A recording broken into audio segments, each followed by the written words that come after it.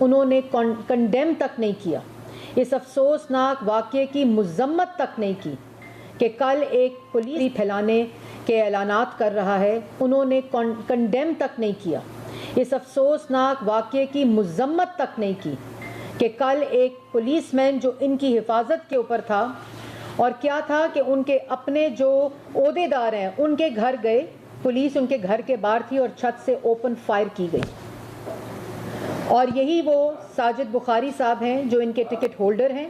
ہر سے یہ فائرنگ چھت سے ہوئی اور ایک شہید پولیس مین جو ہیں وہ شہید ہوئے، جن کے 5 بچے چھوٹے چھوٹے۔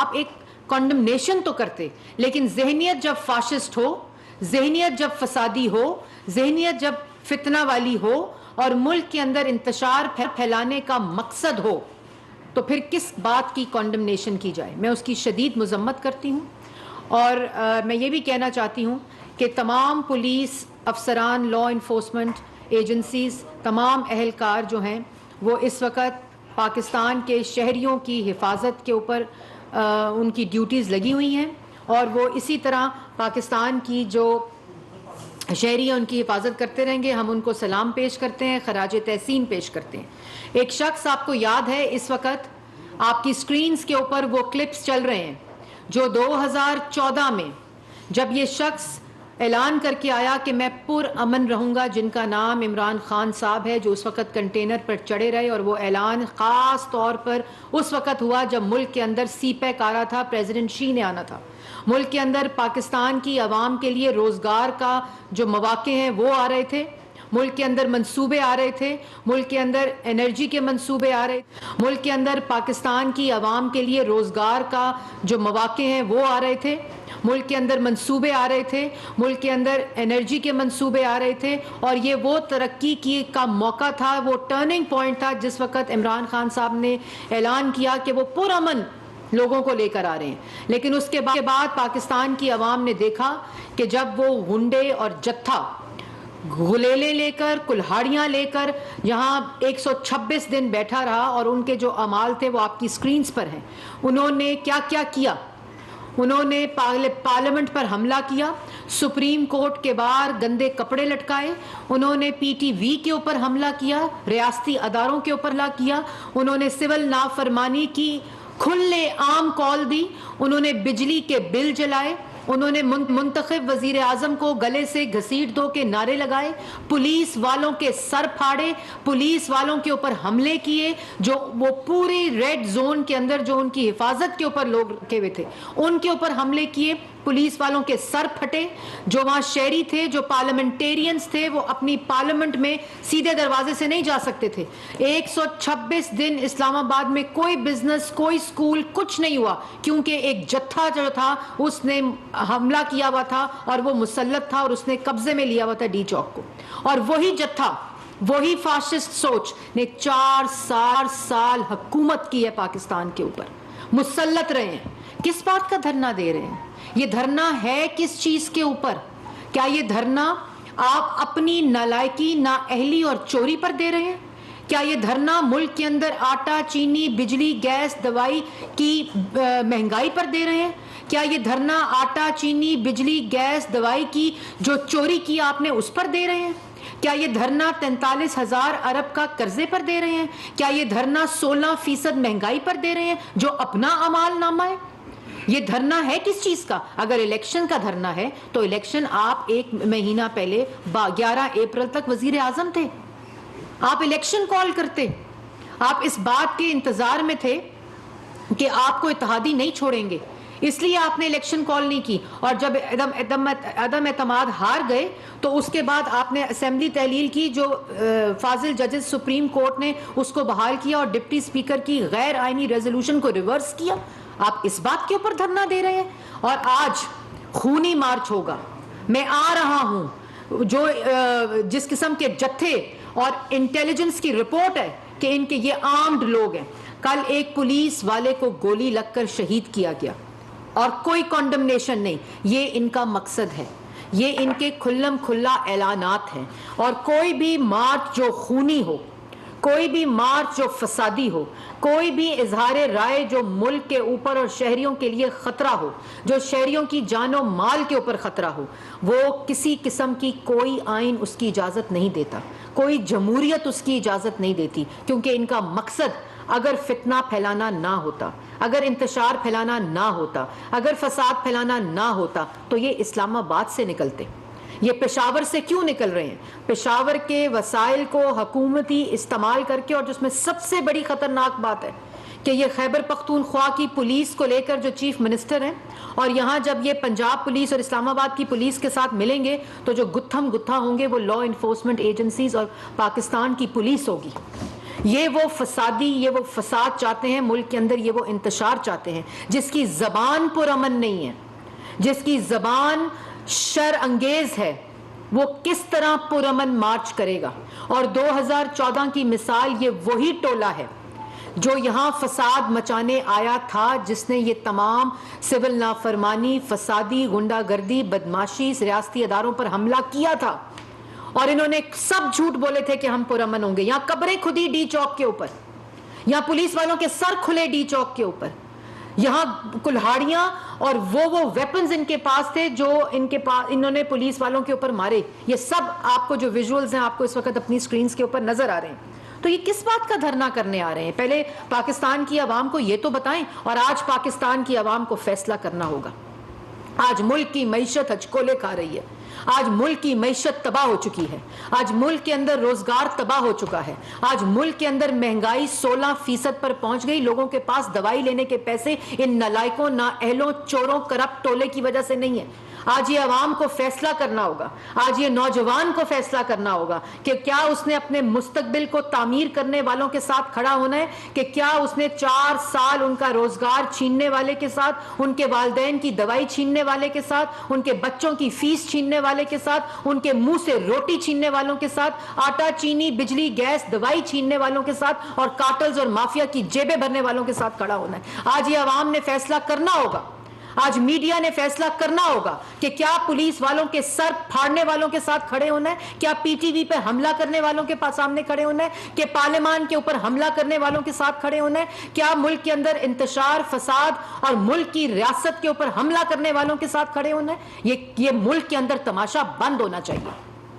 کسی قسم کا کمپرومائز نہیں ہونا چاہیے کہ جب آپ کو پتا ہو کہ ایک شخص وہ خونی مارچ کا اعلان کر کے آ رہا ہے۔ اس وقت تو اس نے پرامن مارچ کا اعلان کیا تھا، اور عوام نے دیکھا، ملک نے دیکھا، قوم نے دیکھا کہ کیا فساد برپا ہوا۔ اب تو وہ خونی مارچ کا اعلان کر کے آ رہے ہیں، تو آپ سوچیں کہ وہ شخص ملک کے اندر کیا چاہتا ہے، ملک کے اندر کیا فساد اور انتشار چاہتا ہے۔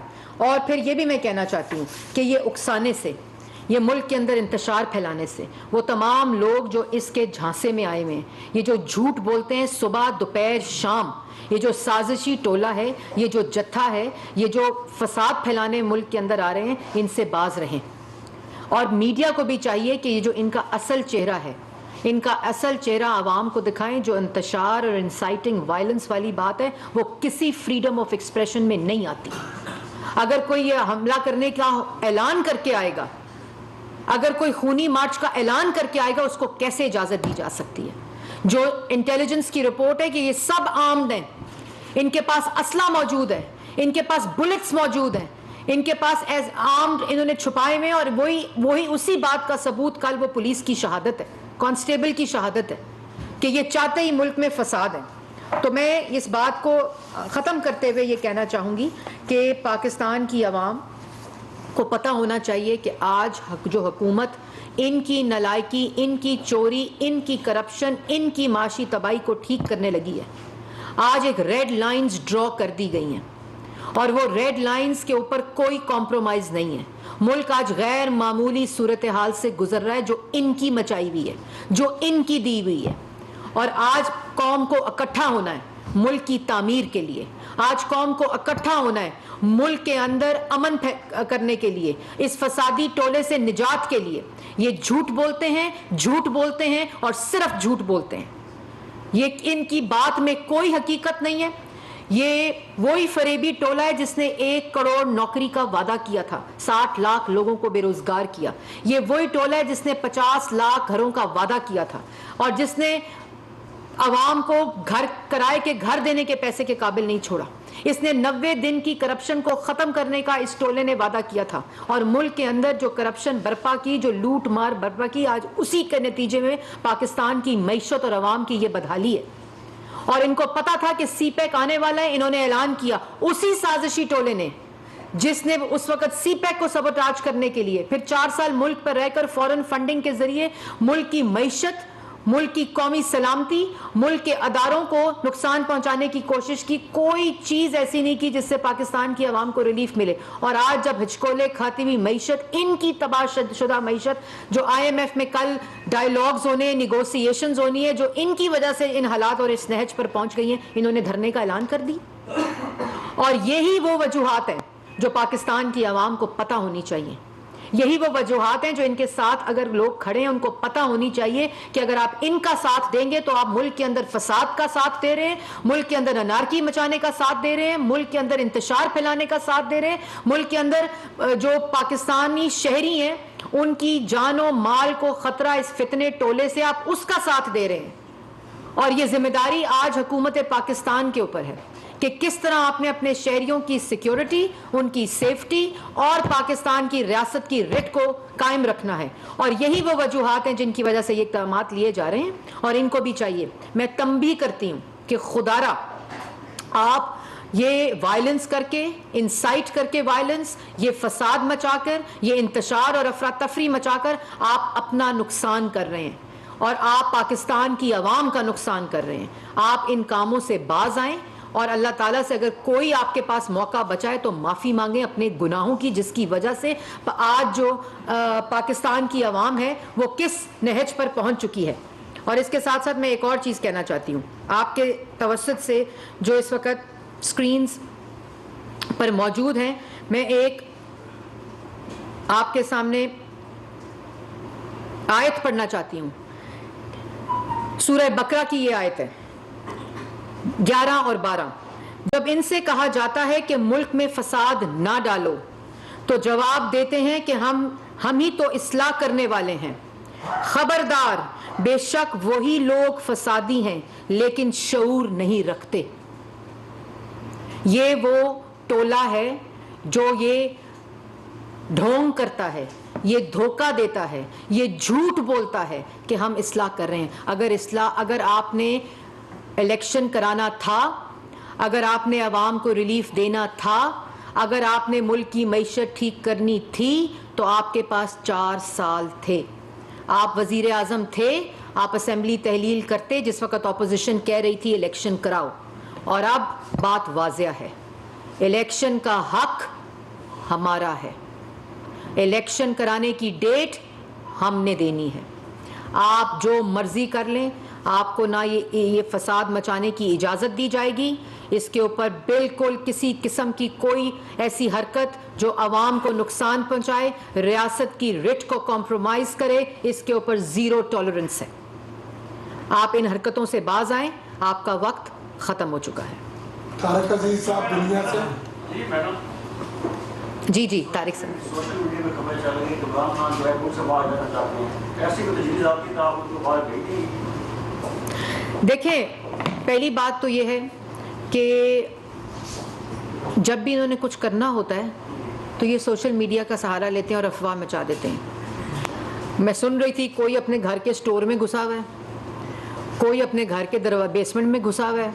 خود کہہ رہے ہیں, خود بیانات دے رہے ہیں, عوام کو کہہ رہے ہیں باہر نکلو.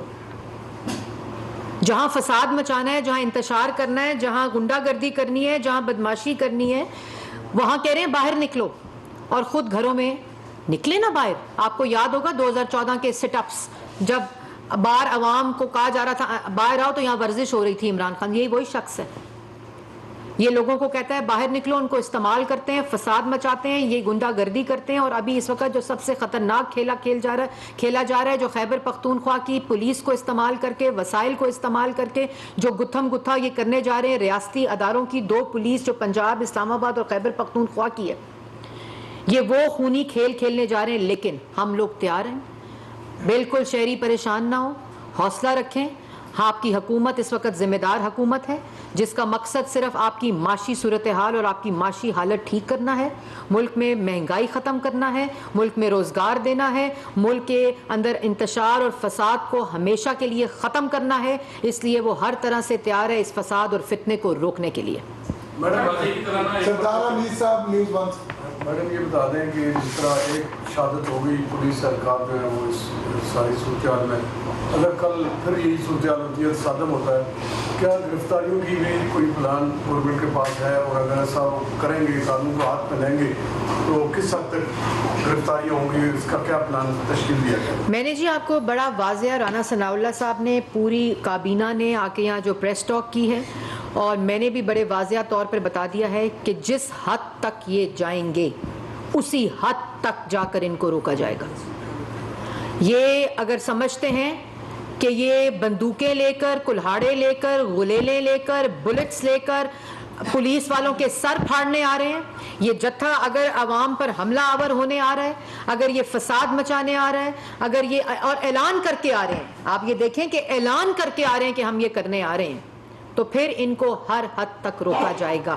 یہ نہ کوئی اظہار رائے کی آزادی کے زمرے میں آتا ہے اور نہ یہ جمہوریت کے زمرے میں آتا ہے. یہ ایک آمرانہ اور فاشسٹ سوچ ہے جو پہلے 4 سال حکومت کر کے عوام کے پاس سے ہر ریلیف چھین کر گئی ہے، اور یہ وہی سوچ ہے جو اب آ کر ملک کے اندر یہ افراتفری، کیونکہ مقصد افراتفری کا ہے. اور ایک اور بات میں کہتی چلوں جو بڑی امپورٹنٹ ہے کہ یہ دھرنا، یہ لانگ مارچ کا اعلان صرف شہباز شریف کے خوف کی وجہ سے، نہ یہ الیکشن چاہتے ہیں. اگر یہ الیکشن چاہتے ہوتے تو جب وزیر اعظم تھے تو الیکشن کراتے. یہ صرف شہباز شریف کا خوف ہے کہ اگر مہنگائی کم ہو گئی جو انشاءاللہ ہوگی، اگر روزگار مل گیا جو انشاءاللہ ملے گا، اگر ملک میں ترقی اور خوشحالی بحال ہو گئی جو انشاءاللہ ہوگی، اور اگر پاکستان سپیڈ اور شہباز شریف کے ذریعے پاکستان کی معیشت ٹھیک ہو گئی جو انشاءاللہ ہوگی، اگر ملک کے تمام جو معاملات دوست ممالک کے ساتھ ہیں جو آلریڈی بحالی